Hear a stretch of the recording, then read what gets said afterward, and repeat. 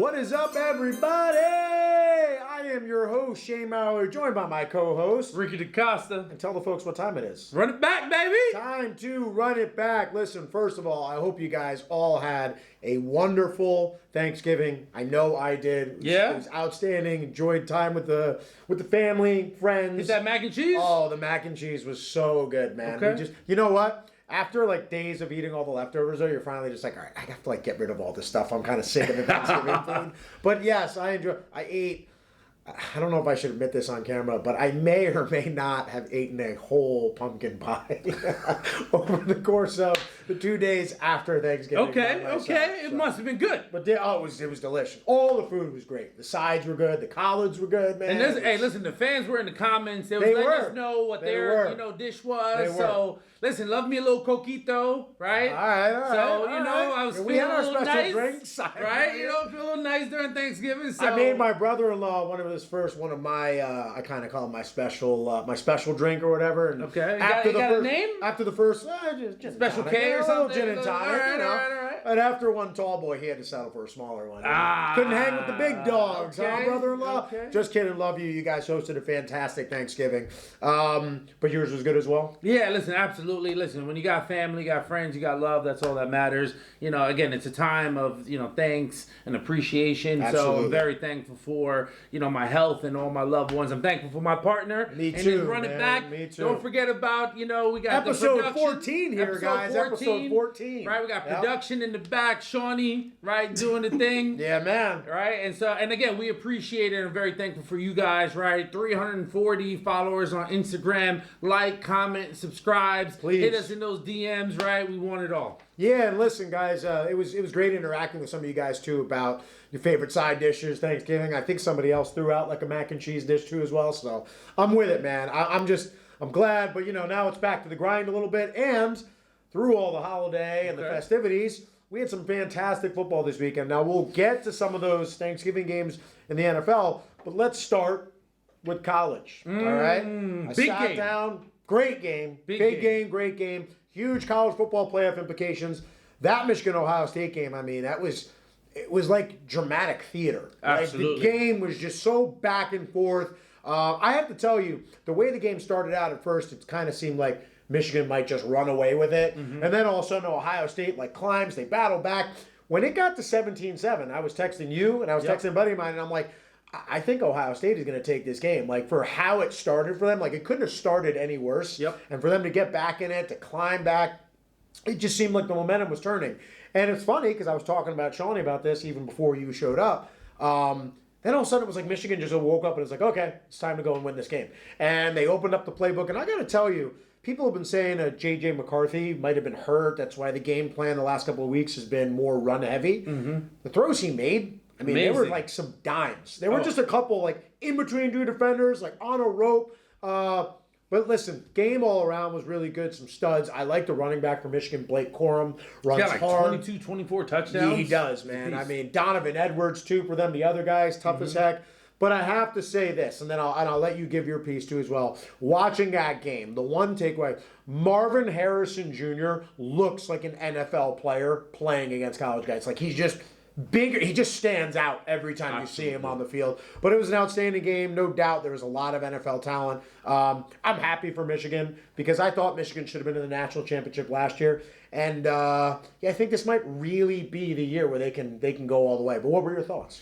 I think you said it best, right? I think Michigan started to pull away early, and unfortunately, sometimes when you get a lead and you're dominating, you get a little conservative in your play calling, right? Try to slow. And then Ohio State came back, right? Ultimately, they got a rookie quarterback, freshman, and he's learning his ropes. Yeah, started the game off rough, but answered the bell. Rivalry games are real. Right? Yeah, and for so, sure. all the pressure's on the family. You're talking about, he's representing Ohio, the entire university. Yeah. And so, not everybody is ready for that or has the experience to be in those games. So, the nod went to Michigan because of that experience that they've had over the last couple of years. And so, phenomenal game. Michigan's defense stepped up. Once the defense really stepped up, then they got more aggressive again on the offensive play calling. They played to win. I think they realized once they had the lead, they started to be. They went after him at the end of that game too, like forcing that interception too, like sending pressure. Exactly. I think there's a great lesson to be taken with something like that too. And it's just a lot of these teams that will sit there and they get a lead, but the game is still like somewhat close to where a score.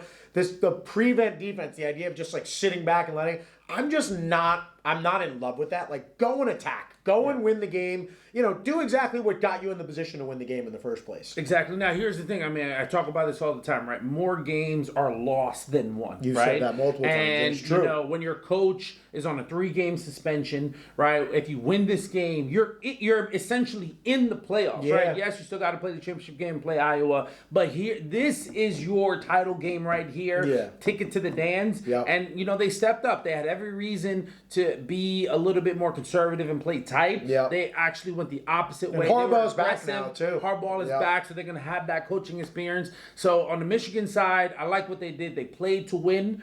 I think Ohio State, a valiant effort, right? You got to give them their respect. Marvis Harrison Jr. For all the hate I've thrown out, they're a good team. They are a good team. Absolutely a good team. They are a good team. You know, Ryan Day is a hell of a coach. He is. And I think he's got to figure out the Michigan part of the equation because he's 0-3 now. 100%. 100%. But you know what it is? I think on the Ohio State side, they haven't had adversity like this in such a long time, right? Normally, I think over the last 5 or 7 years, or let's say the last 10 years, it's been Alabama, Ohio State, a little Clemson. Yeah. Right? Now Ohio State had dominated this match until recently. They've been dominating this match. Right? So, you know, so Ohio State, I think they have to go back to the drawing board. Yeah. I think they need more depth at running back. I think they, you know, need a little bit more depth, I'll say more dynamic, diverse talent. Sure. We have Marvin Harrison Jr. He can do everything, right? But ultimately, where's your speed guy, right? And, you know, where's your reliable hands, your big tight end, you know, so they have some of those things. But the question is, athletically, they're not dynamic enough that Michigan and these teams are going to focus on other people other than Marvin Harrison Jr. Yeah. And I think that's where was a difference in the game, right? You got great plays, but at the end of the day, you always want better players. Yeah, right? And Michigan showed up with the better players, pound for pound. Their players won. Yeah. So listen, I like the running backs. I really liked. I think Michigan's quarterback can play. The kid that really stood out to me actually was that kid Colston Loveland. We were texting about him. Yeah, the tight end. That kid can play some ball, man. Right. I mean, it seemed like get him the ball. It seemed like every time Michigan needed a crucial play, that kid came up and made a crucial play for them. So exactly. Look out for them. I think that's a future stud NFL tight end. Listen, great slate of college games across the board. Sets up a fantastic championship weekend. Who knows what's going to happen? I just know the primary matchups, obviously, Michigan and Iowa for the Big Ten championship, Florida State and Louisville for the ACC championship, Georgia and Alabama. That's a great game right there for the SEC championship. Alabama, if you want to get in, all you have to do is win. If they win and you're in. There you go. Win and you're in. Texas is playing, I forget who but they're still in the mix right now, Texas as well. And then finally, the other two teams are Oregon, Washington. Yeah. That's probably going to be the showdown game of all of them. Definitely. If it's anything like the game that was midway through the year, going to be fantastic. And listen, Oregon has revenge on its mind, right? So it's going to be a really good game. And Washington hasn't played the same right since that game. Oregon's looked like a juggernaut since that game. Penix has been more inaccurate. His draft stock has actually slipped a little bit. And so this is an opportunity for him to prove himself again. You got to make it to the big dance, right? You want to be a top 10 pick. Get your team to the college playoffs. You're gonna play. You would play a Michigan, right? If everybody wins out, and those are NFL caliber talent right there. You show out It'd in be that Michigan, game. Washington, and it would be Georgia and FSU if everything held strong right now. Or a Texas or something of that. And you know, FSU hasn't looked the same since their quarterback got hurt, right? So I think pound for pound, if Texas wins, they might jump in and because it's about the best teams. It's not about who's undefeated. Who are the best teams right now? Sure. And Florida State losing their quarterback, Travis Jordan. They no longer FSU no longer looks like one of the best teams. Yeah, I mean they still got playmakers, but I mean again, it just comes down to win and you're in. But when we're talking about these great games, okay, I have to say the NFL this weekend. Not that the games were bad, but I felt like a lot of them weren't really high drama, like super exciting. There were some surprises on Thanksgiving, but the game we got to talk about. for the record, I was at the Knicks game in a suite on Sunday night watching. And, of course, we got the TVs. Shout out to my boy, too, for hooking that up, too. His name's Robert Fink. He works for, oh, my gosh, I'm drawing a blank on the company's name. Okay. But the company has a box in the suite. Beautiful. So we set up a bunch of our friends with it. It was awesome. And, of course, we get the TVs on, and we get the Bills-Eagles game on the other. And I'm sitting here, I'm watching it. Our picks are in the balance, too, as well. And I'm sitting there thinking, like, Bills are going to win this game. Bills are going to win this game. And when that kick, Elliott, right? Is that the Eagles kicker? Jake Elliott. 59-yarder in that weather. I'm like, yeah, the Eagles are going to win this game. And sure enough, the Eagles just go and win this game. You can say all you want about them. They just keep finding ways to win. The game was outstanding, though. What were your thoughts? Listen, here's my thoughts, right? On that game, to me, Jalen Hurts shined in that game, right? Especially in the second half. Listen, when you look at stats, right, everybody's going to focus on Josh Allen. And right now, I have nothing negative to say, and I'll get to Josh Allen in a second. Sure. But Jalen Hurts, his maturity, he's focused, right? Earlier in the season, I talked about the 49ers are all about business. Yeah. Jalen Hurts is all about business. He is. He's not happy until he's back in the Super Bowl and he can win that Super Bowl. Yep. Right? That's the bar. That's the standard that he set for himself this season. So, and he's living up to it. In the second half of games, he has like a 140 passer rating, right? His team is down. He's brought them back time and time and again. So what I've noticed is that the coaching staff, that offensive coordinator, that defensive coordinator, they've matured. They've started to round into form, and they're all on the same page. Now, yes, is the Eagle team a little bit more talented from they were more talented last year. Sure. Right? But Jalen Hurts is better this year and is the difference maker. On the Buffalo Bills side, Josh Allen, he was Superman. He was great. He did what he did. He And played again, great. I talked about Joe Brady being in his ear, his new offensive coordinator. I like that. That's the same guy that developed Offenses look great 2 weeks in a row. Yep.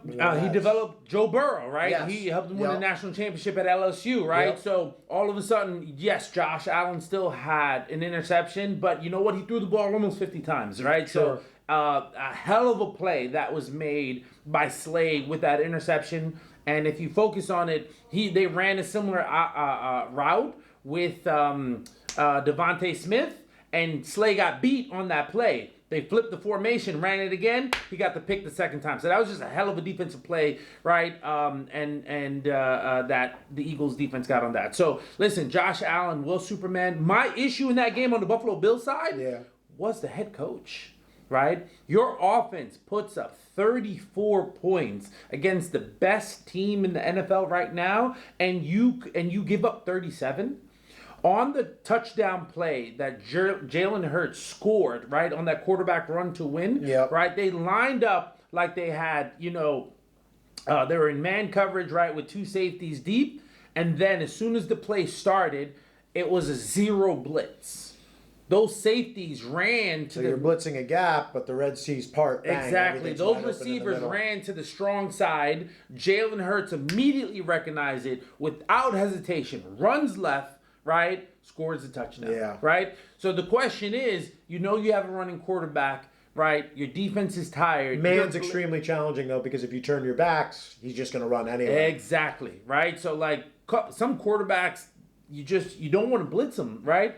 With a zero blitz, let me say that, right? Yeah. And more disguise. With quarterbacks that could run, one of the best ways to have the most amount of success is to blitz them strategically.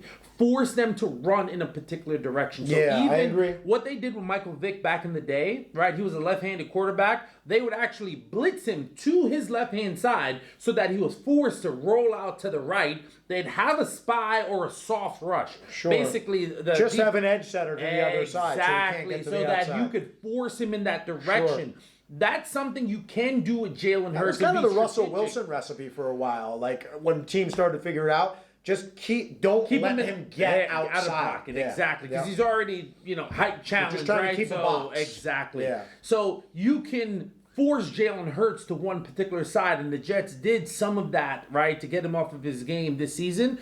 So I have an issue with the defensive scheme, especially later in the game. They're tired, right? And so... Well, that one third and long, it seemed like Jalen Hurts had like 20 seconds to throw, and then finally he just sits there, cocks it back. And the one thing I can say about him, people will say a lot about him, like as a thrower. I mean, he throws about as good a deep ball as anybody in the league. Oh, absolutely. And he has the weapon Pretty for on it. target. But guess what? He was missing his right tackle in Lane Johnson, right? So the Eagles weren't at their best, and they still took down the Buffalo Bills. So what does that say about them? So this is not a Josh Allen conversation right now because he's looked better offensively, right? Looked like he's been making better and quicker, sound decisions. So I like that. I've seen that improvement in Josh.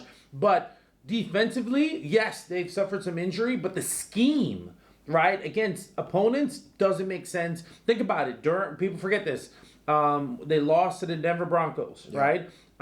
They had 12 men on the field, right, for that field goal. That's a defensive mistake. Right, and it cost them significantly. So I have some issue with the coaching staff right now. Yeah, listen, I mean, it was a good game. I felt like the Bills were in a position to win. But yes, to your point, defensively in the second half, it seemed like they somewhat took their foot off the gas. And it's like, if you're compromised in the secondary, all the more reason you got to find a way to not let Jalen Hurts just have time to scramble and elongate plays because they've got playmakers.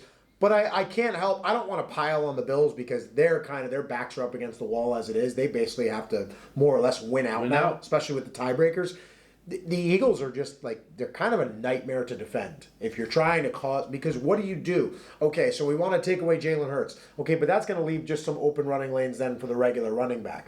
Okay, well now we're going to try to contain Hurts. All right, but how are you going to contain him? Are you going to blitz him? Are you going to pressure him? Are you going to keep him in a box? Okay, but if you allow him to just scramble and get time, they've got Devontae Smith who can get open down the field or intermediate. They have A.J. Brown who's just a big play threat.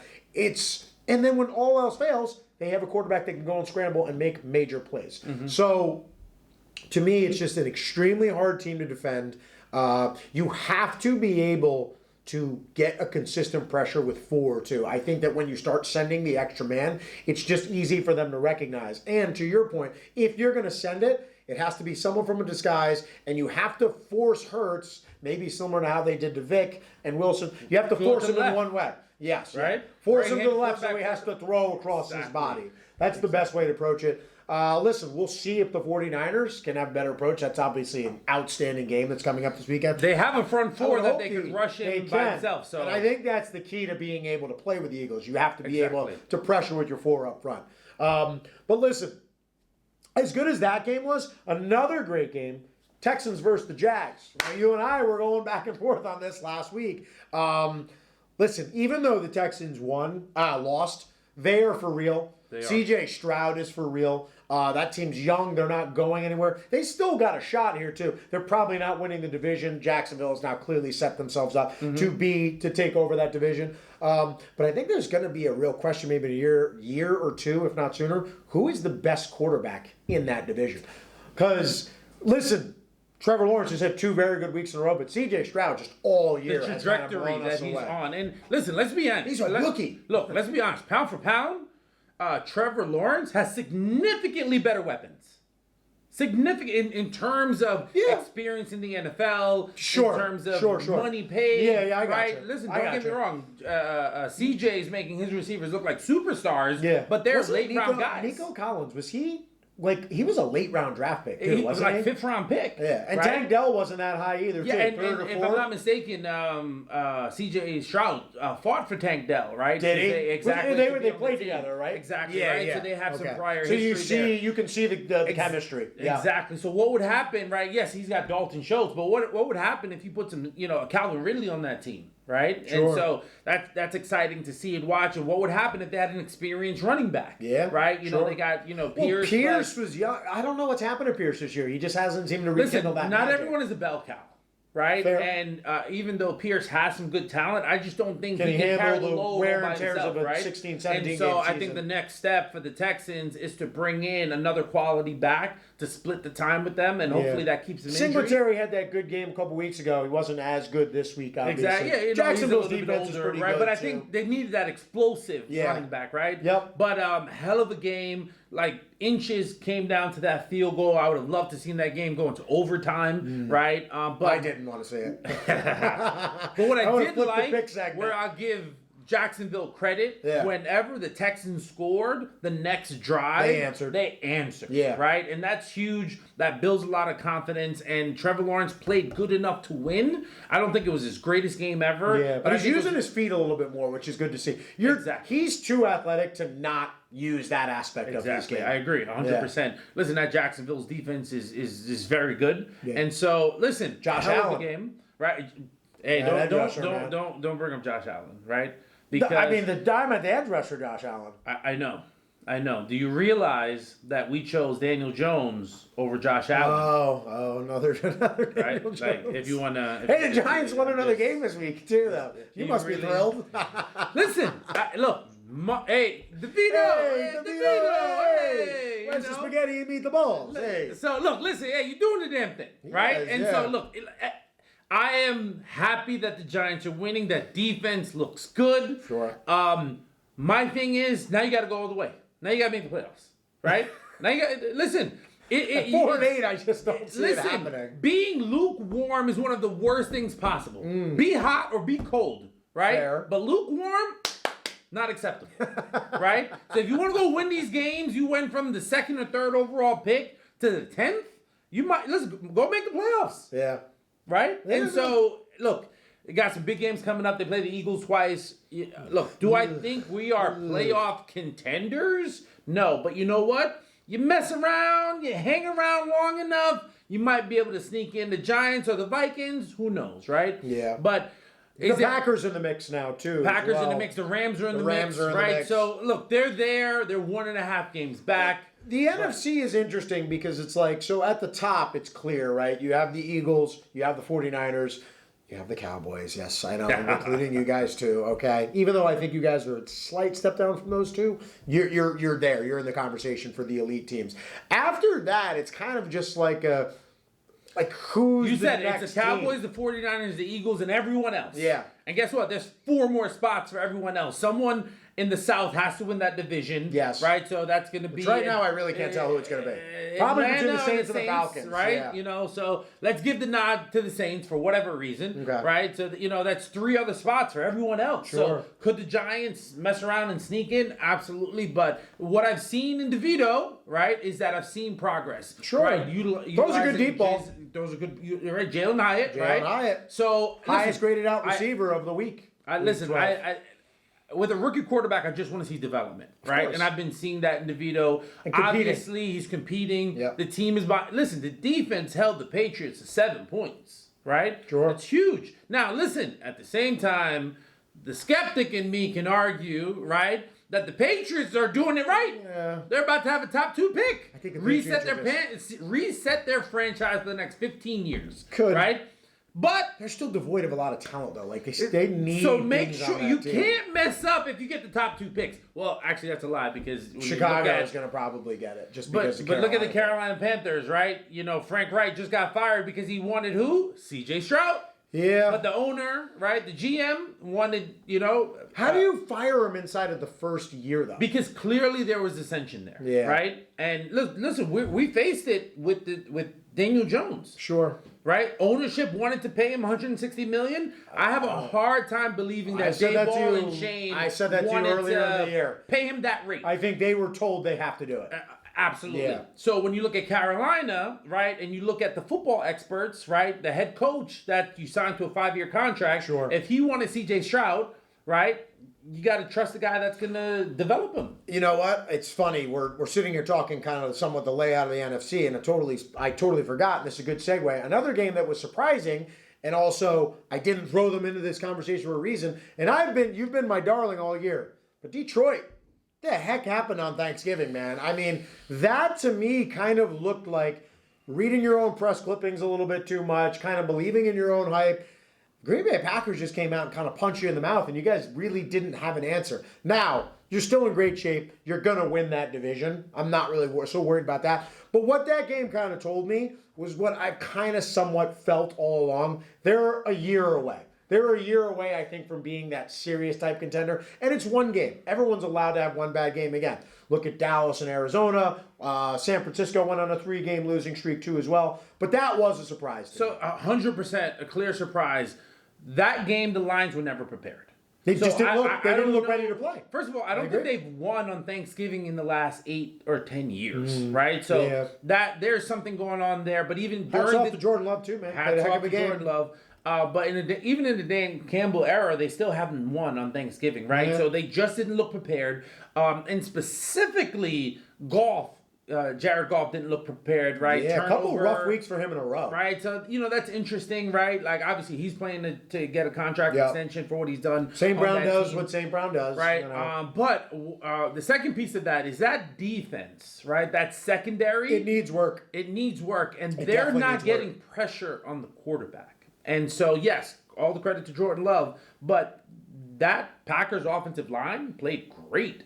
Right, and Jordan Love had all the time in the world to carve him up. Yeah. Right, so he also did a really good. Like Jordan Love for the first time looked like he was ad-libbing and being somewhat innovative on his own. Like plays broke down and he started like, "Oh, I'm athletic. I can scramble to the right and make plays." In this game, he looked like an understudy of Aaron Rodgers. It was the first game I watched him. Yeah. Right, the confidence. I'm with you. Right, the leadership. It was the first game I watched him, and I go, you might still have a shot to be a starter in this league. Exactly. Like now again, was that him? Somewhat ascending. Was that a product of the game plan too as well, or was it Detroit just not really showing up, being prepared to play? Was it a little bit somewhere in the middle? I'm not quite sure. Only time. And listen, it takes pressure to be on top. Sure. Right? Because they had an opportunity. All of a sudden, Detroit has expectations. Exactly. Yeah. And it's different. It's one thing when you're the underdog, right? But when they were expected to come in and win that game against Green Bay. Exactly. And they didn't. Exactly. And they didn't. So, we'll see.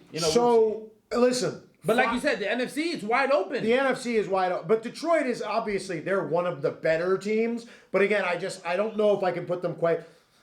As much as it pains me to admit this, I think Dallas beats Detroit if they play. Yeah, look. And they're going to. They're going to, right? So it's really interesting to see. Dallas has a better defense, right? But the Lions have better offensive weapons, more experience. So it's going to be an interesting game. Listen, whether taking my hate aside, you can't deny how the Cowboys have played over the last couple of games. And Dak Prescott's been playing very well. All right, so there. See, guys, I said it. I can be unbiased. So you're a Cowboys fan now? Let's slow down here. Do you want to wear a Cowboys jersey now? You know what I do want to do? You want to wear the star? I don't want to wear the star. I know someone that could get you a T-shirt. I'm good, man. You sure? Yeah, I'll pass for right now. Maybe, you know what? Maybe we'll make some kind of a bet if they beat the Eagles in 2 weeks that I have to wear some type of a Dallas Cowboy garment. We can talk about that. Cowboy fans, comment. If you guys win, you want him in a Dak Prescott jersey, shirt? Right? We can do that. Final shout out here, though, too, before we wrap up this segment. How about the hottest team in the NFL? How about them Denver Broncos, man? Another one of the picks. That was the deciding game, too, in our pick segment. We'll get to that in the third segment. But listen, all jokes aside, teams for real. The defense is playing well. They were smacking the Browns around. Now, granted, Browns, rookie quarterback, their offense is definitely struggling a little bit. But, man, Sean Payton, he's a great coach. I mean, you have to give him the credit for what that team has turned around into. Again, we talk about mistakes. Most games are lost in one, right? Turnovers. It's clear that Sean Payton emphasized just don't turn over the ball, right? So keep us on schedule. First and second down, nothing crazy. Follow the script. Third down, okay, if you need to ad-lib, if you need to run, right? But don't take the sack. Throw the ball away. They're in the playoff hunt. Field position, right now, yeah. And so they're super hot. They beat very good teams, right? So they're not just winning accidentally. But Russell Wilson is just not making mistakes, right? And so you have to give him the credit. You have to give it to that coaching staff. That defense, right? Steve Wilkes, he turned it around, right? Significant credit and props. I didn't think you could, but you did. And so you got to give them credit. And those players are looking good.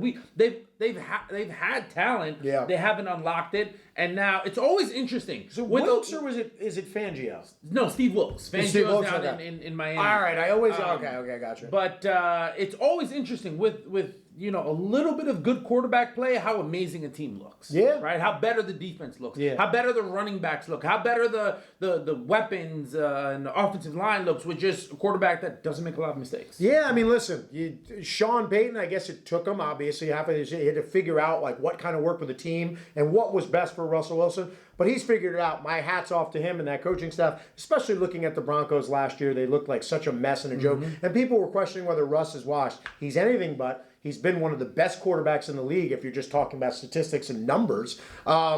Yeah, I mean, listen, I can't do nothing but kind of tip my hat to Sean Payton. But listen, guys, that's all the time we have for this first segment. But don't get anywhere. We'll be right back after this quick break when we run it back. Run it back.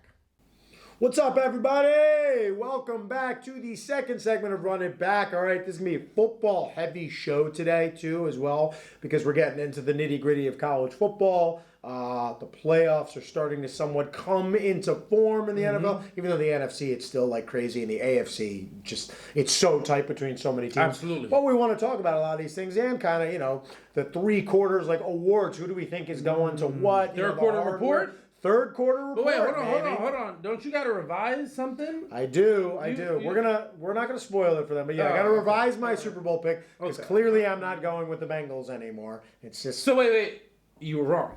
I was wrong. Listen, it happens. Once in a blue moon. It can happen, but very rare. But no, seriously, third quarter report. We'll sit here and try to get into a little bit of details or just talking about like how we think things are going to shape out. But go also through like some of the awards that will be handed out at the end of the season. Who do we think is going to probably get that right now? If we went head coach of the year, we kind of talked about this last week. I think you know where I'm going, but if you were picking right now head coach of the year, who would it be? Listen, obviously you got Dan Campbell, right? He's doing the damn thing. You got DeMeco Ryans.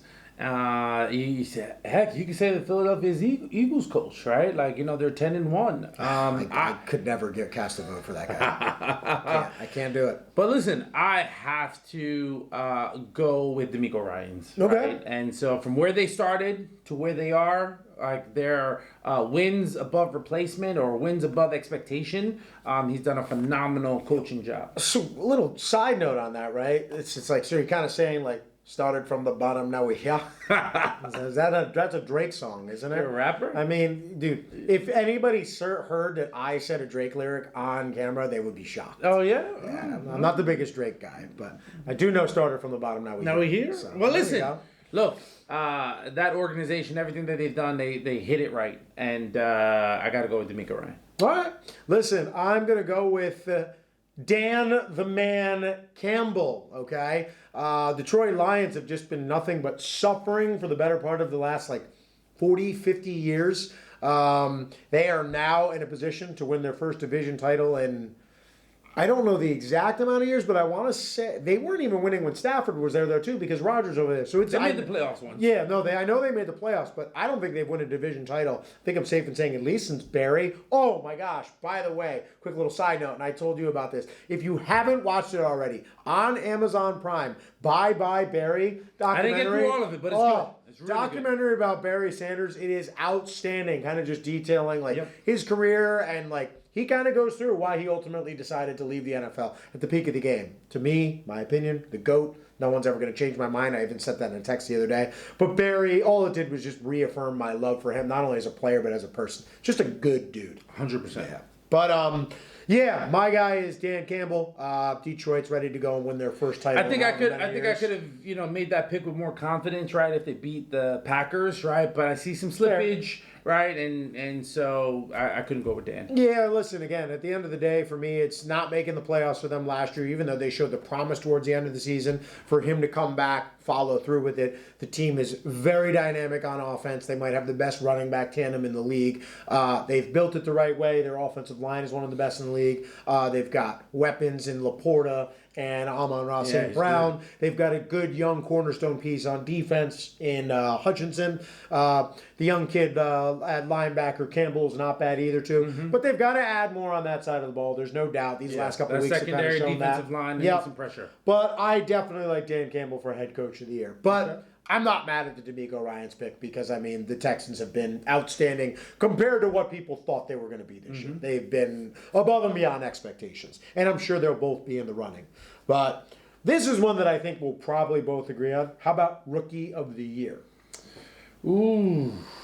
It's got to be C.J. Stroud. It's got to be. Right? It's got to be 3,266 yards, right? Everyone probably was betting on Bijan Robinson. Second in the NFL Second in the NFL. You know, Bryce Young.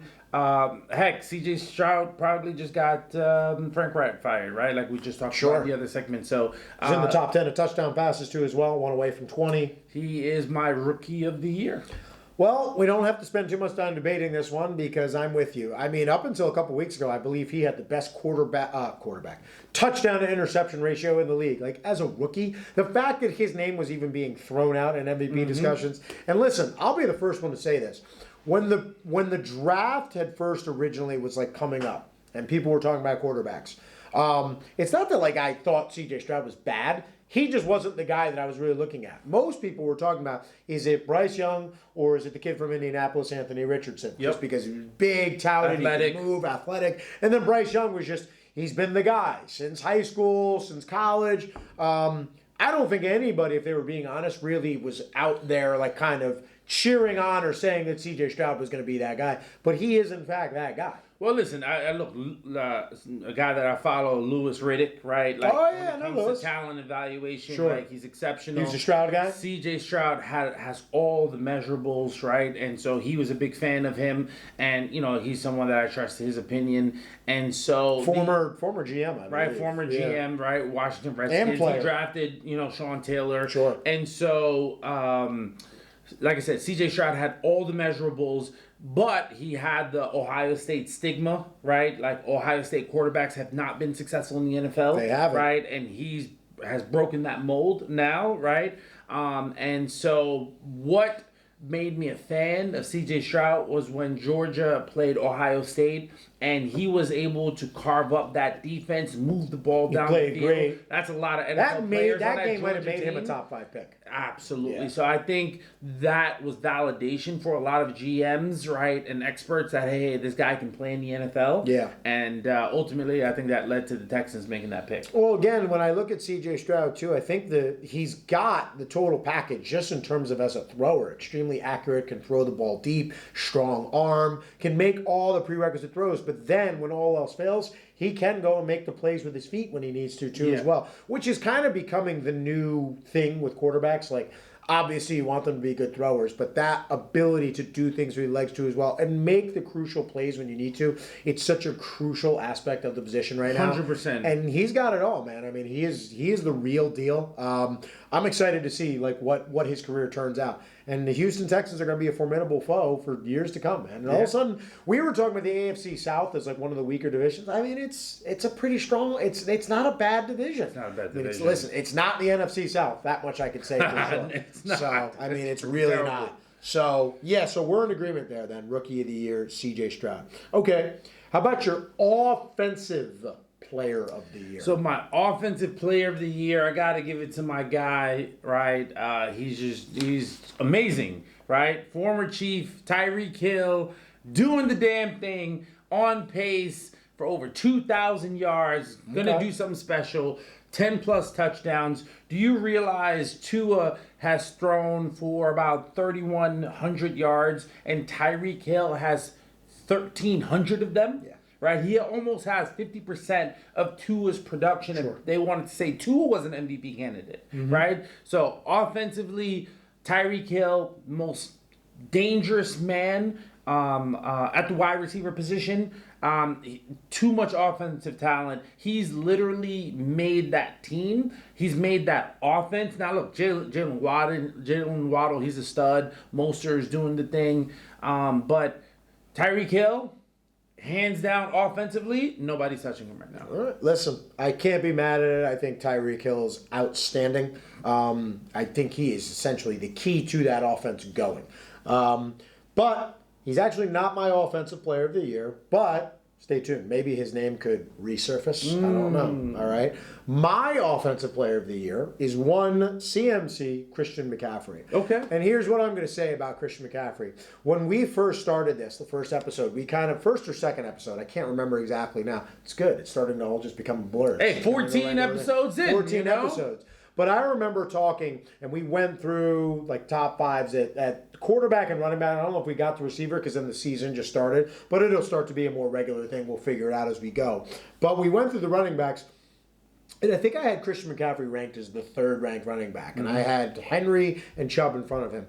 After watching him this year, and this is no disrespect to those guys, I think Christian McCaffrey is the most complete back in the league. And the reason I say that is because it's not enough just the rushing numbers inside of that San Francisco offense, but what he can do in the pass game too as well. He's such an elite type talent. And when you see San Francisco was good even before they got there. He takes their offense to just another level with all the other weapons, the way it sets up the play action for them. He's just outstanding. And I mean, again, look at these numbers. 939 yards, almost 5 yards a carry. He's had a run for 65 yards.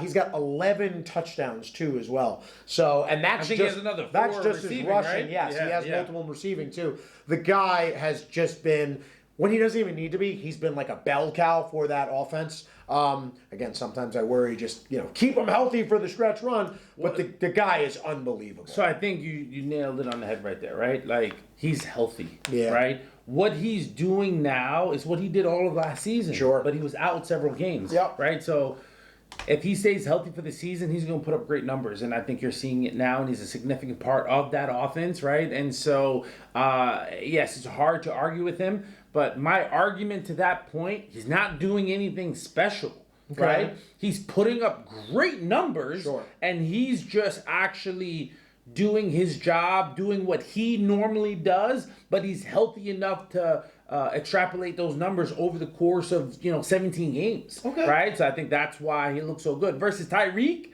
like 2,000 yards, right? Potentially 18 to 20 touchdowns. What would that Miami's offense be without him, right? So offensively, I got to give the nod to him. Listen, man, I hear you, and I think with so much respect to CMC. No, listen, I think you couldn't go wrong with either player. I mean, I think any team would kill to have players like that on their team, and they both obviously have strong arguments for it. I guess it's just looking at the San Francisco offense. I felt like before CMC, still good. They obviously had the playmakers, and they made the running game work. But like CMC on that, it unlocks them. It makes them just this team. How do you defend them? How do you defend them? What are you coming in to stop? Oh, you want to just come in and completely shut down the run? Okay, well, good luck dealing with Deebo Samuel, George Kittle, and Ayuk on the outside too as well, who can all kill you at all levels of the field. Christian McCaffrey, I think, is just like that final solidifying piece that just makes their offense close to unstoppable. Again, can Brock Purdy kind of be like just that finishing touch and just not be the reason that they lose games? We're going to find out a lot about this team, too, obviously, this coming Sunday, because that's the showdown of all showdowns, them in Philly. But listen, I can't be wrong. I can't be mad at you for your pick. I think either guy is well-deserving of the award. Defensive Player of the Year. It's no secret I've had a man crush on Myles Garrett. I'm a little concerned because he got hurt in this last game. They're saying right now, day to day, they're going to reevaluate him. It's possible that he could miss this week. My thing is, if he was healthy, I'd have Myles Garrett all the way right now. Because I don't know what the future kind of foretells, I have to go with what I kind of just know and I'm seeing right now. TJ Watt just got on the board, tied Danielle Hunter for the league lead in sacks. 13.5. And again, 13 and a half sacks. And when I look at Pittsburgh, again, I was saying this to one of my classes the other day. They're like, Mr. Miller, what do you think of the Pittsburgh Steelers? And I was like, guys, I'll be honest with you. Sometimes I watch them and I don't know how they win games. They're like bottom 10 in every major statistical category. Yeah. Although I will say, since Matt Canada got fired, the offense has actually had 2 decent weeks. They had 400 yards, which is the most for the first time. 3 years. So they finally are like figuring it out somewhat on offense. But why do they win games? It's very simple. TJ Watt just goes out there and makes game-wrecking and game-changing plays. If it isn't sacks, it's interceptions, it's quarterback pressures. He makes tackles from the opposite side of the field. The guy is just a man amongst boys out there. And what I love most about him is something I love about Max Crosby too, that endless motor. It just seems like every play he's playing so hard, he's giving you all. I always respect guys like that. So yeah, right now I'm going to have to go with TJ Watt. Listen, you stole all my thunder. I got nothing to argue against that. I mean, at the end of the day, right, like you give Mike Tomlin the credit for that team and their success. Sure. Right? He's such a great leader, but on the field, right, you got to give it to TJ Watt leading that defense, 13.5 sacks, right, 3 forced fumbles, 3 recovered fumbles, right, 41, tackles, right? So, like, he's putting He's up, double digit for a loss too or close as well. Because, so he's having, with an interception, right, like, he's having an amazing season, and on the field, he's the leader of that defense, executing Mike Tomlin's philosophy and wishes, and like you said, they're bottom in almost every statistical category except one, turnovers. Yep, right? Yep. And that's the difference. Still tied for the lead, I believe. Tied for the league, and that's how they're winning these games. So, and he's a big part of that. He's a very big part of that. Because at the end of the day, right, if you're only giving up, 16 points a game, if you score 18, you win, right? Like, it's that simple. And Pittsburgh has that philosophy right now. So I don't have a lot to add. You stole all my thunder. No, man. Listen. Great players sometimes make it a little bit easy to evaluate and take that thing. I'm going to bounce this one to you first because I might surprise you, okay? So now we're going MVP. Who is your MVP of the league up to this point? Now, I think my pick might surprise some people because I'm not going to do this new Heisman MVP thing where it's just the quarterback no matter what, but I'll kick it to you. Listen, I have to be honest, and I got to keep it real. I'm going to surprise you guys, right? Oh, man. My MVP is CJ Stroud. Wow. So, over 3,100 yards, 19 touchdowns, only 5 interceptions. 3 of those interceptions he threw in one game. It was his worst game of his career, but his team still won, right? Okay. And again, what's critical for me is that they won 4 games last year, right? They're in position to knock out the Buffalo Bills, right? Because of the amount of games that they've won. They lost by a field goal last week to potentially be in position to win their division, right? And one critical component for me for an MVP is the most valuable piece, right? A quarterback making the people around him better, right? Who is Nico Collins? Who is Tank Dell, right? We know who they are because of CJ Stroud, right? DeMeco Ryan is a head coach, a coach of the year candidate, and my pick to win it because of CJ Stroud. And so then start to compare him against the other quarterbacks. This is a quarterback award. If not, Tyreek Hill would be my pick. But my problem with Tyreek Hill is that his team has not been able to win the big game. The Texans have been able to win the big game, right? So I'm going with CJ Stroud. He's made everyone around him better. He's limited his turnovers, right? Some people might say, well, what about a Josh Allen? He's got 30 touchdowns, right? But how many interceptions do you have, right? So, you're putting up a lot of points. Actually, I'm sure the fantasy guys love you, but at the end of the day, it's about winning games, and CJ has put his team in position to win more games than Josh Allen. Again, now, you can have a solid argument over Jalen Hurts, right? He's has put up great numbers. If I'm not mistaken, he has 18 touchdowns. 18 throwing touchdowns, 12 rushing. 12 rushing, right? So he has about, 28, 30 touchdowns. So with 10 interceptions, though, right? So that offsets it a little bit. Yeah. He does have 3 or 4 fumbles. Yeah. He's had some turnover issues. Now, if it's about who is probably going to win it, Jalen is probably going to win it, and I wouldn't be upset, right? He missed out on it last year. But in terms of expectations, how the person transformed the team, what would that, just answer this question. Take CJ Stroud off that team. How many wins do they have? Okay. Is it 3? Right? They might be vying for the top 3 pick again, right? Sure. So CJ's that difference maker. And look, yes, he's a rookie and all these other things. He's not supposed to win it. It logistically or realistically isn't going to win it. But it should in be about the terms award. of you put him, he's on that team and what he's done for them, my MVP. Listen, I'm not mad at the pick. I know how the politics of the NFL works. It's probably going to be very hard for him to win the award. He's a quarterback, though. I hear you, but I just think that the NFL is like kind of one of those leagues where it's like, go through your comeuppance first, rookie. Like, we don't want to give the rookies these type of awards. I wouldn't be mad at him for getting it. And I think your reasoning was all really good, especially the part where you said, when you look at somebody like the Dolphins, okay, the one thing while they're leading their division, okay, and they have a good record, they haven't beat a team above 500 this year. So fair argument. The Texans at times beat multiple. They beat the division-leading Jags. They beat the Bengals. That was the game to me, even though CJ didn't perform his best, that was the game to me where I'm like, oh, this guy's legit. Like, the fact that he could go toe-to-toe with Burrow like that and go and win that game, I'm like, this guy's the real deal, okay? But you had mentioned this guy before as your offensive player of the year. I'm picking him as my MVP. I'm going Tyreek Hill.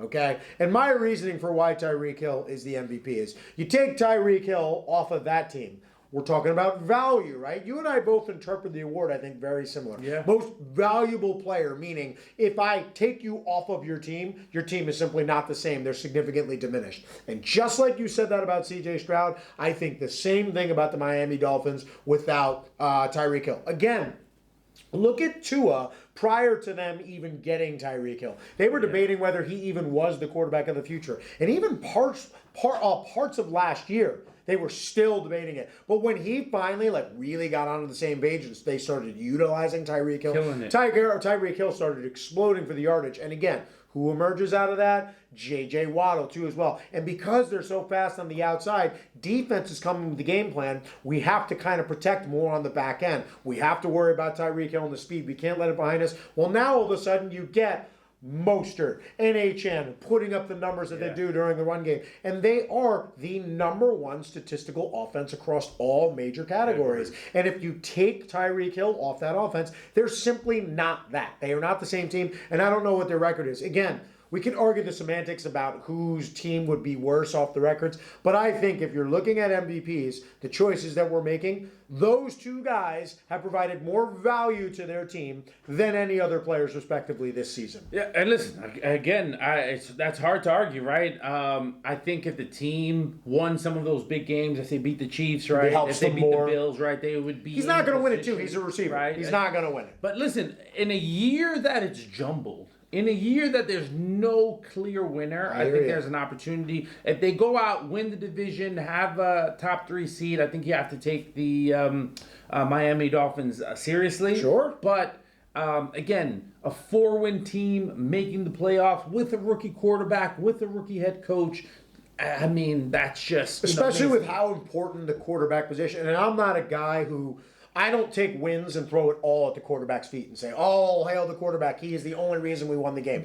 But it's still a major aspect. And here's the big thing, right? We're talking about the MVP to this point, right? You know, we'll see Sure. what happens at the end of the season, Let's see how right? the season Like, ends. we put it all together. Yep. But to this point, C.J. Stroud has been the most impressive player, right next to Tyreek Hill and above CMC. Both of them, to me, are above CMC, right? And so, yes, he's got a ton of production, but those two have been standout. They're doing something special. You could take CMC off the 49ers and they could still win games. Still be a good I can't team. say the same thing for the About other those two. other two players. I can't say exactly. that. And that's where value comes into. And again, Josh Allen, if he had half the turnovers, his team would probably have 2 or 3 more wins. He'd probably be the clear-cut MVP. Clear-cut MVP. Because he, again, value. He is so valuable to his team's offense and their performance week in, week out.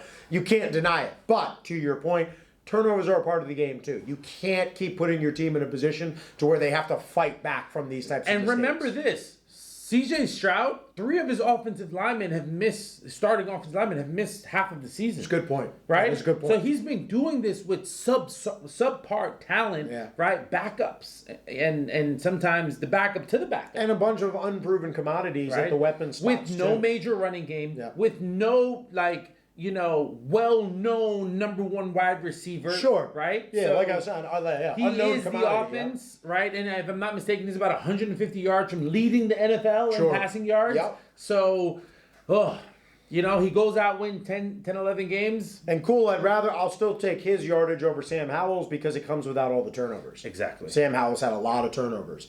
So, listen, I think they're both two studs, and they're great MVP picks. We'll see, as to your point. Let's see how the season finishes up, and let's see how both teams finish.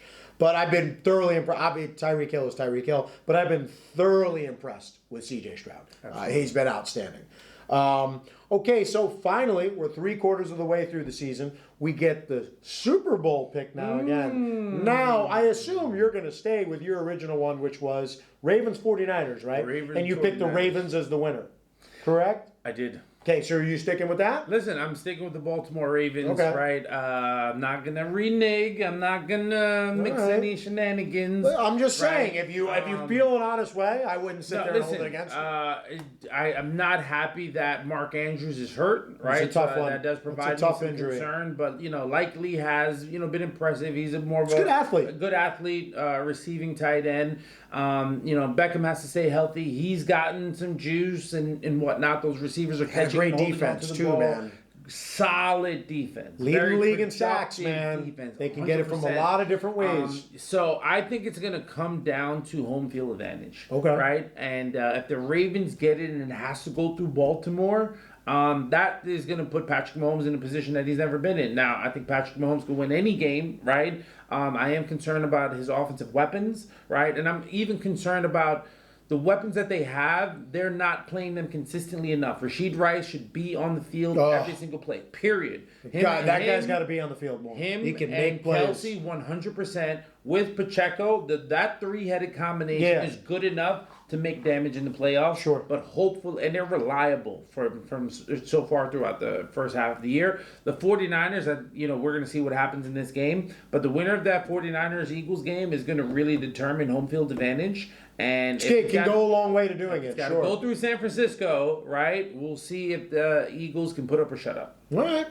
So listen, I obviously am revising my pick because I had Bengals over 49ers. Mm-hmm. The Burrow injury obviously kind of takes the Bengals out. I got to say, they actually still played Pittsburgh extremely tight the other day. The defense was solid. There's a lot of talent on that team. There's a lot of talent. They just don't, and this is no disrespect to Jake Browning. I mean, he wasn't expecting to go in and start. He's fine, but he's not going to go and get. He's not Joe Burrow. He's not. He's not. So, my revised Super Bowl pick, all right? Everybody wants to know. I still had the 49ers, okay, on the one side, and I still have them, okay? I have them facing the Chiefs in a rematch from 2 years ago. I like the Ravens a lot. I do. And you know me, I love teams that get after the quarterback. You just didn't want to be on the right side. It's not even that. If I'm being completely honest, sometimes I watch the Ravens, and I was watching Sean. I don't love that I can't trust them with a lead. Like, it seems like even when they have a lead, they seem to kind of just, like, relax a little bit, take their foot off the gas, and then they let some teams back in games. And that just, it worries me in a playoff type scenario because games are tight. Maybe that'll keep their foot more on the gas and it'll just be the back and forth. And again, if I'm looking at a clear four right now, I think there's four teams that have clearly separated themselves. I think it's the Chiefs, I think it's the Ravens, I think it's the Niners, and I think it's the Eagles. Okay. I think that is the class of the NFL right now. But I'm going 49ers and Chiefs. And I'm going to pick the 49ers simply because I think Brock Purdy is better than Jimmy Garoppolo, okay? I think the numbers have bared that out this year, too.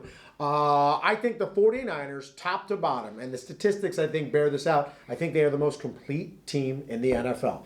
Elite offense, elite running back, okay? Elite pass catchers, elite offensive linemen, too, as well. Then you go to the other side. Bringing in Chase Young, they now have that elite pass rush. It has unlocked Bosa, okay? Bosa's had, I think, 5 sacks now in the last 4 games. They're getting a lot more one-on-ones and matchups. The secondary is the only true question I have. But linebackers, I mean, we know the 49ers got some linebackers. I got the 49ers over the Chiefs. They finally get it done. They've been hovering around the big game these last couple of years. They finally get it done this year. Including beating the Eagles this weekend. Listen, my AFC Championship game is the Chiefs versus the Ravens. I can't really argue with that. Is it at Arrowhead or is it in Baltimore? That's going to be the determining factor. All right. That's going to be the determining factor. And it's going to come down. It's going to be a tough, physical game. Listen, if it's in Arrowhead... 2 great defenses. Look, as of right now, I'll say this. If it's at Arrowhead, the Chiefs are going to pull it out. Patrick Mahomes is going to find a way. Okay. If it's at Baltimore... I think that city, I think Lamar is going to be so hungry and so desperate, right, that they're going to prevail. But, or the Chiefs, as they've done all year, have dropped passes, right? 26 passes throughout the year. I think it'd be a crucial moment. There's going to be a big drop, and that could be the deciding factor in the game.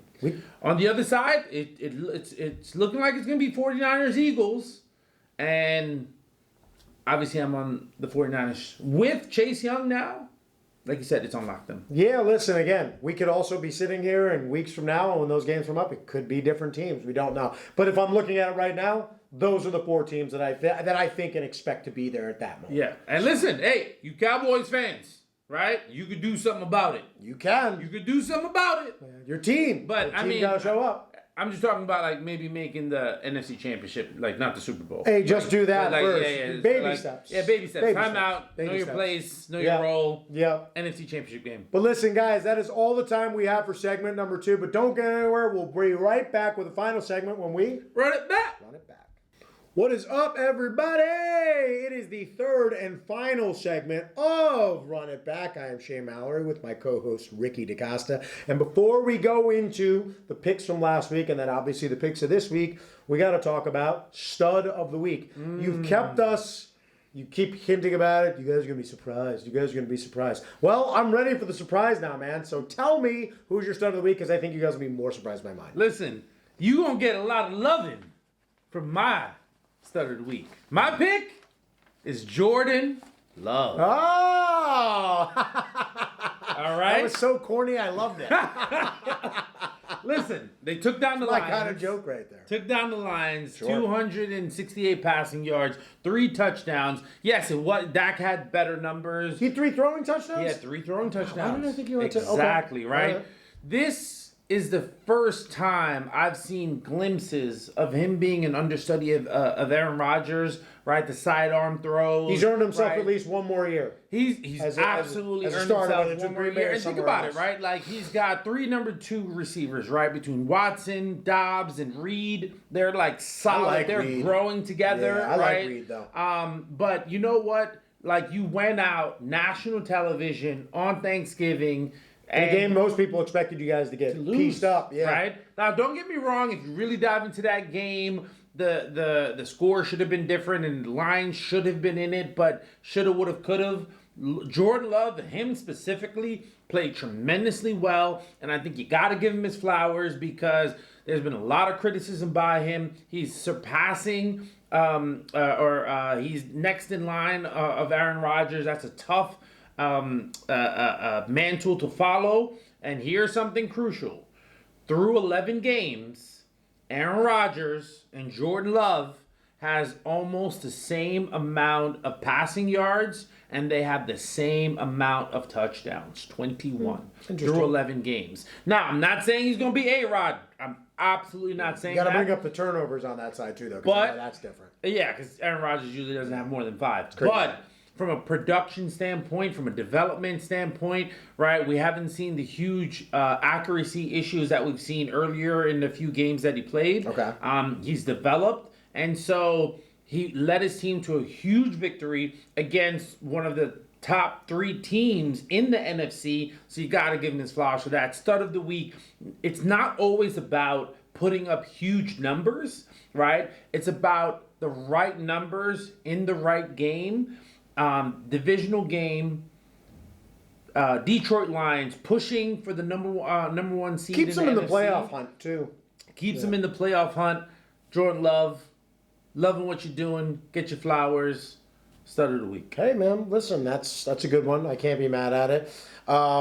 We almost have to make sure we have to record what I'm about to say, just in case people don't believe it. What? Okay? Yeah, we have to record this. Again, like somebody else needs to be recording this on the side, because they're not probably going to believe who I'm about to pick as my stud of the week. Who are you going to pick? Don't call it a comeback, and don't call it Dinkin' Dak Prescott for the Dallas Cowboys. No. Yeah. Nope. Yo, we're going to get him a jersey. Cowboys fans, we're going to get him a jersey. Now, I knew it. Yo, he's always been a Cowboys fan. Oh, my God. He's always been a Cowboys fan. Not even close. Listen, here's Dak what I'm going to Prescott? say. On Thanksgiving, while I don't think the Commanders are a great team, and I think that the Cowboys have spent the last couple of weeks beating up tomato cans because the NFL knows what they're doing with scheduling and they know how to make it like the Cowboys seem really good. The Cowboys seem really good. Give them that little lull in the middle part of their schedule. But listen, all you can do is play the teams that are put in front of you and in your schedule. And listen, Dak's had an incredible stretch, and that game on Sunday was dominant. I mean, 331 yards, 4 touchdowns, 0 interceptions. His passer rate, it wasn't a perfect passer rating, but I think it was upwards of 140. Played a fantastic game, okay? He's played 3 very good games in a row, and that game was just fantastic. It was dang near flawless. Cowboys look good right now. Their offense looks really good. I'm humming on all cylinders. Listen, I don't want to put any pressure on you guys, though, because you have a big Thursday night game coming up against an above 500 team. You haven't beat one of them this year, so I hope that me picking this little Dak MVP thing doesn't jinx them or anything like that. Do you just want to admit now that you're a secret Cowboys lover, right? It's okay, right? The world won't judge you for it, right? You've talked about Dak Prescott a lot. And now he's your start of the week. You're going to get me sick on national television, man. Don't be saying these blasphemous things. Listen, take it for what it is, Cowboy fans, because I have like Cowboy fans that are like my students in school coming up like crying about like the way I talk about the Cowboys. So I guess I had to give them a little something back, you know. But no, because, listen. Can I just point something out to you, right? Sure. You know this guy named Deron Bland? I do. That got a heck of a stretch right now. 7 interceptions, returned 5 of them for a touchdown. Yep. Right? That record, same defense, right? NFL record. That same defense that held the Washington Commanders to only 10 points, right? Like that defense. Right, Micah Parsons, those boys. Oh yeah. I'm pretty sure they shut down the Commanders. Yeah. But instead of focusing on the defense, you went with Dak Prescott. I mean, listen, all I can do is watch what I see, and Dak Prescott went out and had himself a heck of a game, man.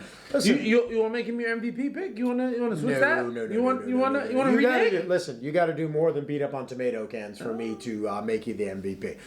Beat an above 500 team, which I've laid out the challenge to them. They've got that challenge at them this week. So they win. Okay, so they win. Dak's going to be your starter of the week next week. If they win, even put it out to the polls in the comments. We'll have Shawnee put it out to them. If they win, does Shea Mallory have to wear some type of a cowboy garment?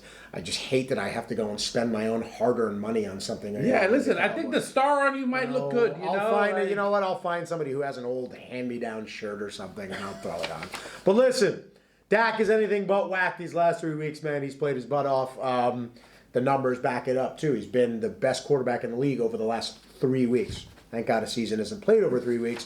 But hats off to you, Dallas. And good luck Thursday night. So, with that said, we got our start of the weeks out of the way. Thanksgiving, man. It was a heck of a run. All right? You finished 9-7. But here it is, ladies and gents. The championship hat. Mallory finishes it's not over yet, but he does pick up now a 1 game on top of that. So what was an 8-game lead is now a 9-game lead. He goes 10-6, just edging out Mr. DaCosta, who was 9-7. The career standings now are Mr. Mallory with a 109-72 record, and Mr. DaCosta, you're almost at 100. You're 2 away, man. It's coming. It's coming this week. 98-81.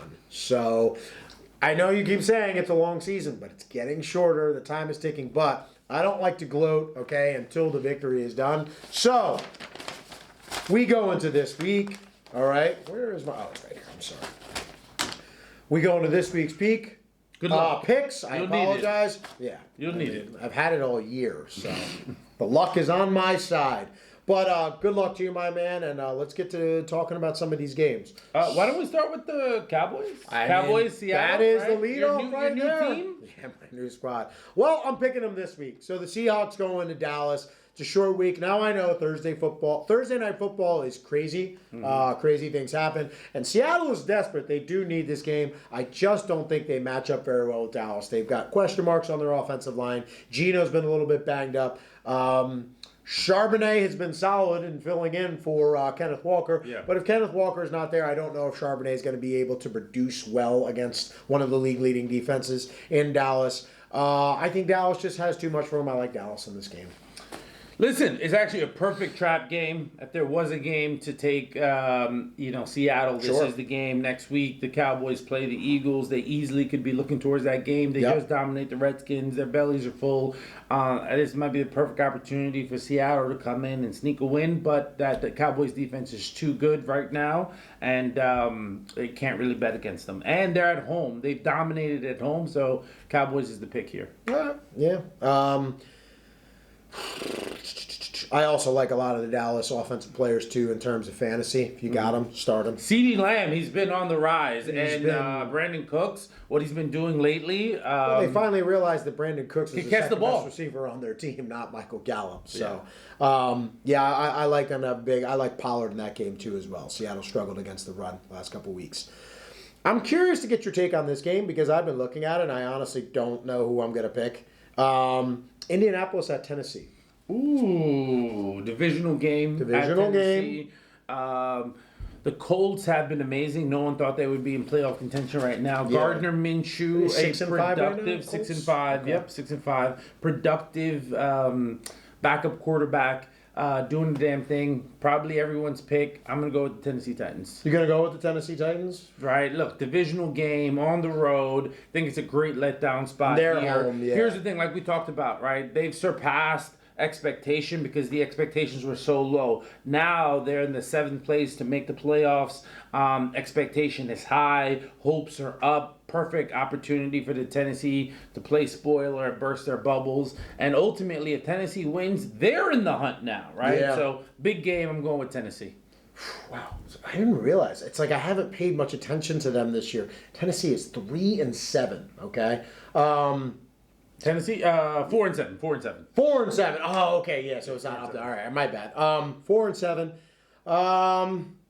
Yeah, I gotta roll with the devil I know. And while Indianapolis has been a nice story and they've played well this year, I like your reasoning too as well. But I like the Titans just because in games like this, it's later in the season. I trust coaching. And I trust Mike Vrabel in a situation like this. Not to say that Shane Steichen hasn't done a fantastic job, but Vrabel is seasoned. He's prepared. He's ready to go and win a game like this. And yeah, I like the Titans too as well. I think it's a low-scoring game, though. I mean, very low-scoring game. I think it's like a 19-16, 18-15 type weird game like that. But I like the Titans. I also think they struggle a little bit against the pass, too, as well. So maybe a little play action setting up off of Derrick Henry. Yeah, I'll go with the Titans. Oof. This is not an easy game to pick here. Chargers at New England. Now, I've said this multiple times this year. This is the type of game that a New England would win. You know, like a lowly... I just can't trust this New England team anymore. The offense is just so bad. I get it, they're in New England. Los Angeles is going across the country essentially to play in colder weather. I just feel like the Chargers, it's just the talent that's going to somehow get them over the finish line. So I'll take the Chargers. Listen, I think New England knows what they're doing. And they're out to get one of the top 2 picks and reset their franchise and which would replace mean they would lose this game. So they're going to lose. Okay. Right? They scored 7 points against the Giants, right? And that Giants defense really stepped up. It's a mess in New England right now. Now, it's the blind leading the blind here, right? Because it's hard to really bet on the Chargers. Has that team given up on that coaching staff? I think that's going to come out of this game. Against Belichick. That's a coaching mismatch. Exactly. So, listen, I think this is... but, listen, better quarterback, better offensive scheme, better offensive players. You got to go with the Chargers in this one. Yeah, I'm with you. Okay, so this goes back to you. I like this game, too. I think it's interesting. Detroit at New Orleans. Listen... I think this is a bounce-back opportunity for the Lions, even though that Saints defense is tremendously good, right? Top 5 in the league in pass defense. And they're very good at home. Right, very good at home. But ultimately, I think this comes down to, Derek Carr, right? And, can he really step up and win this game? I think if they want to be serious contenders, they should win this game. It's just hard to believe in them right now. Yeah, listen, I'm with you, too, as well, in terms of the bounce back. I think this is a higher scoring game than people will give give it credit for, just because of the Detroit defense. The secondary has really been struggling. And New Orleans at home, I think, is going to be able to make some plays. Yeah. But, I just like Detroit. Again, sometimes talent just wins out, and I just think Detroit's going to come in. They're going to be the more talented team, and they'll get it done. But I wouldn't expect – I think this is a good game for fantasy on both sides. Start you guys. You have Taysom Hill. I could see having a big game too as well, especially if Olave is compromised or questionable. But we both like Detroit here. So I think this is just based on talking to you in the pre-meet. I think this is a game that we're probably going to split on, but we'll see. We get the Atlanta Falcons going to the New York Jets. We get the lead here. My turn? Your turn? Yeah, it's your turn. Listen. Oh, no, wait. No, it is my turn. It is my turn, All right? Because you just said you're taking Detroit first. Okay, no, my bad. I'm going to take Atlanta. I think Atlanta has really found an identity. They have a legitimate defense. It's the top 10 performing defense overall, statistics-wise. They're finally using their first-round draft pick, Bijan Robinson, the way they should. Drake London's getting involved. Me and Shawnee were talking about this before. They are quarterback away from being like a legitimate playoff team. I like them, what they're doing. And even though I feel like the Falcons aren't a great team yet, the way the Jets have looked on offense the last couple of weeks, it's just been abysmal. And now they have Boyle in there too as well. It's no disrespect to him, but it's just you could put a substantial amount of quarterbacks behind that offensive line right now, and it's going to be a tremendous struggle. And I just see the Jets struggling again in this game. I think this is a low-scoring game. I think both the defenses are going to make it hard on the offenses, but I just see the Falcons being able to make a couple of plays. This could be like a field goal type game. Okay. Listen, the Falcons don't play well on the road, right? Desmond Ritter's their quarterback. Bijan Robinson is not going to run the ball up and down this Jets defense, right? Drake London will be shut down by Sauce Gardner. And so this is the type of game where the Jets defense show why they're elite. I don't see the Jets giving up more than 10 points. I'll say this. I'll give them a little bit more than that. I'll give them 13 points. Okay. I don't see the Jets giving up more than 13 points. 12-13. And so with that, I think they're able to score 17 in this game with, Tim Boyle running that offensive system that he's known. And so I've been on the Jets bandwagon throughout the year. I'm going to ride with them again. I don't see the Falcons coming in this cold weather indoor team and beating the Jets. With Aaron Rodgers announcing that he's going to start practicing again with hopes to come back next week or the week after. I think they're going to play inspired. I think Breece Hall is going to have a massive game. Expect for him to go over 100 yards. And I really anticipate that Jets defense not giving up more than 13 points against that Atlanta Falcons team. All right.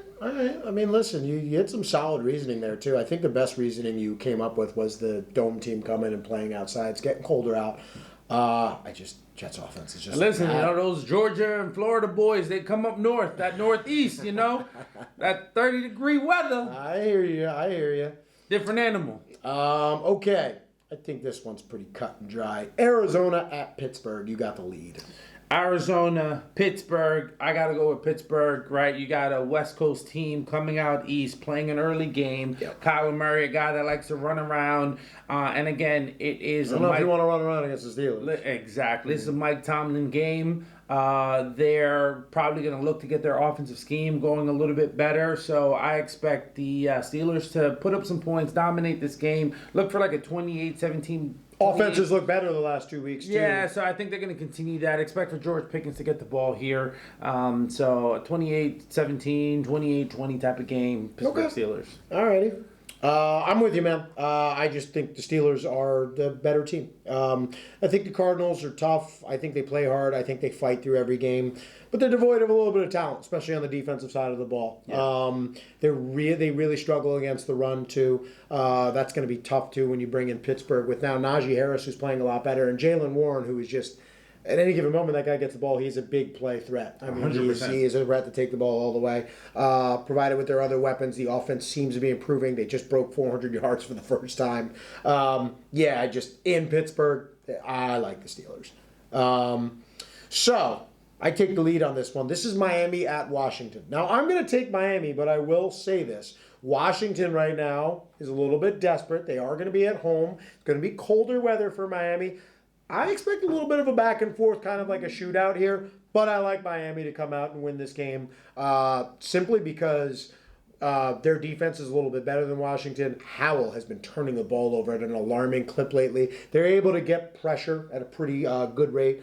I like the Dolphins to find a way to pull this out, even though Tua has been struggling a little bit the last couple of weeks. This game will be a track meet. The Miami Dolphins will put up 42 points this game. Whoa. 42-17. Miami Dolphins. Tyreek Hill goes for about 150 yards, 2 touchdowns. He's going to remind everyone why he's an MVP candidate. Whether he's played in the cold weather before, not worried about that.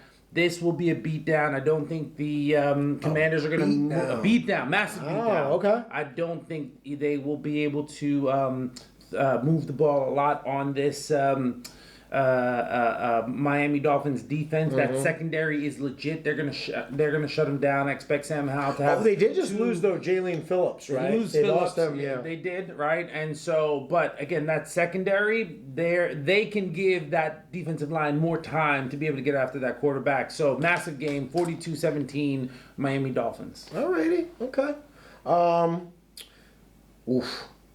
I think this is a game that, like, you would have looked at preseason and been like, okay, I can just scroll past this one. Now, it is a huge game, must win for both sides, with huge playoff implications on the line. Got the Denver Broncos at the Houston Texans. It's on me. You got the lead. Hey, listen, man. That's a tough one to take the lead. Listen, if I'm nothing, I'm consistent, right? Sure. And CJ Stroud, my MVP. What's it called? D'Amico Ryans, my coach of the year. They're coming off of a loss. They're at home. And like I said, they've been growing. They just had a huge divisional matchup, right? It came down to a field goal. The kicker missed by 2 yards, right? And if not, they would have went to overtime. I think the Denver Broncos have played extremely well. They're playing to not turn over the ball. And I think the Texans have an opportunity here to put themselves in playoff contention. They just essentially played for the division and lost. I think they're not going to lose back-to-back games, and they're going to step up and win. The Broncos have had a nice ride, right? They played extremely well. I expect a little bit of a back-and-forth game. But I see the Texans pulling this one out 24-20. This is a tough game to call. I love the way Denver has been playing. You make some good points on the Houston side too as well. I believe that prior to this Cleveland game, Denver was on the road and they also won. That's why I'm going to take the Texans. I think it's very hard to go and win back-to-back road games. Now, granted, they had a win at home in between, but they're on a heck of a streak right now. Their defense is playing lights out. But it's just hard to, based on what I've seen with the Texans and based on what I've seen with C.J. Stroud, it just seems like anytime they hit some adversity, this team seems to rise to the occasion, Stroud especially, and they seem to have an answer. The fact that it's in Houston, too, as well, I think bodes well for them. I'm with you, though. I do think it's a back-and-forth game. I think it's on the higher scoring side, but I do like Houston to edge out Denver towards the end of this game. Can't be mad at that. Carolina at Tampa Bay. Listen, this is me. Okay. This is me, right? Go ahead. Yeah. I lose my thoughts sometimes. Because I'm thinking about the matchup. I'll take Tampa in this one. Listen, I feel bad for Carolina. Obviously, the organization is in disarray. They just fired their head coach. I heard who they appointed to the interim spot. I think it was the special teams coach. Yeah, so I can't remember his name. I just don't like where this franchise is at right now. They just don't really seem to have an offensive identity. Tampa has obviously been struggling in the last couple of weeks, but they just have more talent than Carolina, and I just think that will win them the game. Listen, at the end of the day, they gutted their team to get Bryce Young, right? They gave up DJ Moore, right? They gave up the first pick this year. They already had a top pick last year. Now that pick is the first overall pick. So essentially, you gave up a first-round pick in Caleb Williams, right? Or Drake May, whoever your top guy is, right? To get Bryce Young, and you gave away 2 seconds and DJ, and your best receiver. Moore. So I didn't understand that. Yes, and if anything, give up Burns or something at least. But here's the other piece of it, right? So you did all of this to get Bryce Young. He's not better than C.J. Stroud. Yeah. And you lost out on Caleb Williams. That's a whammy as a franchise. And you lost draft picks and a number one receiver. So, listen, right now, I think there's purgatory. a lot of, depression going on in Carolina. I'm sure. You talked about disarray. It's just too much chaos. I can't bet on them to win any game, especially without their head coach and without their offensive coordinator, running backs coach. They fired one too many people. I feel bad for Bryce Young too, because again, I'm not sitting here. It's still only one season. Like, things could change, but he just walked into a situation where it's like you're the first overall pick and you're just being almost set up to fail. Agreed. Porous offensive line. You lose your best weapon. You don't even have a draft pick now to go get it. So they're going to be forced to now look at whatever pieces and assets they have. They're going to have to trade them to get something around this guy to actually evaluate him. I think that'd be the biggest mistake. I don't think you can trade anymore, right? So you have to go into free agency. What free agents are going to come there? So that means you're going to have to overpay for people to come there, right? Maybe older vets, right? So then that's another opportunity to make a big mistake. Yeah, I just look at a guy, though, so Brian Birds, for example, he's one of their edge rushers. He's a talented player. If you can go and get something for him, I would explore it, just because you have to put the things around Bryce Young to truly evaluate if he's the guy or not. It's hard to really sit here and evaluate him based on the season. To your point, if you got to sell off defensive pieces, right, to establish your offense, and that's what you do, I don't know if they're smart enough in Carolina to do that, plain and simple. I mean, again, we always sit here and try to play the GM side of it and things. I'm just looking at Carolina, you drafted him number one overall. You have to find a way to evaluate if he's the guy or not. But here's the thing. When you make a mistake, if you double down on your mistake, right, then you're going to, ruin your franchise for the next decade. Not that Bryce Young is the mistake, but you know what? It cost you too much, right? We talk about value and valuable, right? You spent too much for him, period. I hear you. Okay, Cleveland at Los Angeles. I'm going with the Rams. So am I. Yeah, so am I. I just don't like... Miles Garrett being out. I don't like their rookie quarterback situation. The Rams look like a team that's figured themselves out in their identity. They were a Super Bowl team not too long ago, right? They had a disaster of a year last year. They make the playoffs. That wouldn't be a team I want to play in a playoff game. They're dangerous. Puka, right? Yeah. Kupp.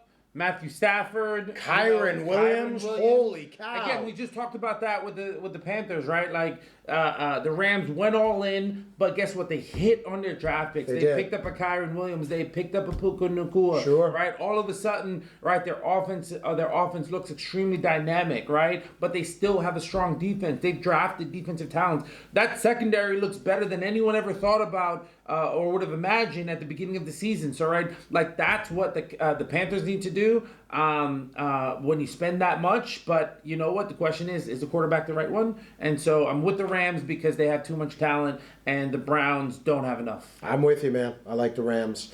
Whew, the big one, the showdown. Please flex this to Sunday night. NFL, do that for us. You made us suffer through a bunch of bad games, all right? San Francisco 49ers at the Philadelphia Eagles. Telling you right now, rolling with the Niners, man. I'm rolling with them as my Super Bowl pick, and they got to make a statement after that NFC Championship last year, and I think they're going to. I like the Niners.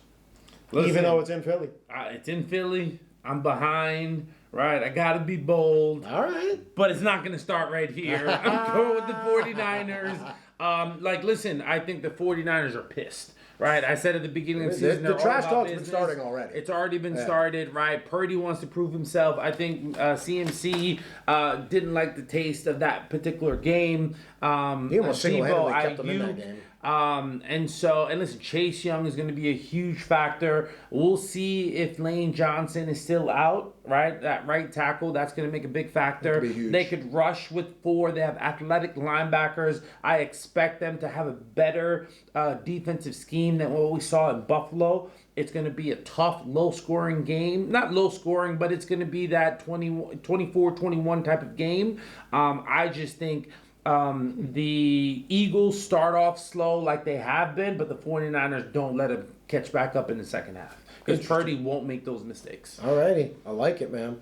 This is more of a cut and dry game right here, but Kansas City at Green Bay. It's at Green Bay, but I like Kansas City. I think that Eagles game made them realize we need to we need to set a precedent and figure out like who we're going to go to now in our offense. And that Raiders game started off a little bit questionable. I mean, down 14-0 right off the bat. Bang! Flip the script, right? They They fell behind. They had to score in the second half to win. They did that. Came back and won. Maybe they figured something out. They started to use Rice more. Looking forward to seeing more of that. Yeah, and ride that sledgehammer you got in the backfield, man. That guy is just tough as they come. So we're both on the Chiefs. Final game. Listen, Cincinnati, you're going to Jacksonville. I got Jacksonville all day in this, and I think they beat them pretty handedly. No question. Right, I don't think there's going to be a letdown opportunity here, so going with Jacksonville as well. In Jacksonville. Listen, so guys, that wraps up the third segment of Run It Back, man. That's our picks for this week. We'll be back at it next week, all right? I am your host, Shane Mallory. Oh, don't forget, guys, please like, comment, and subscribe. We love interacting with all you guys on the comments. Right? He's a Cowboys fan. Starter of the week, Dak Prescott, right? Yeah. Like, put it in the comments, too, what you want me to wear if the Cowboys come out and beat the Eagles in a couple of weeks. But I am Shane Mallory with my co-host, Ricky DeCosta. And we will see them next week when we Run It Back. Run It Back.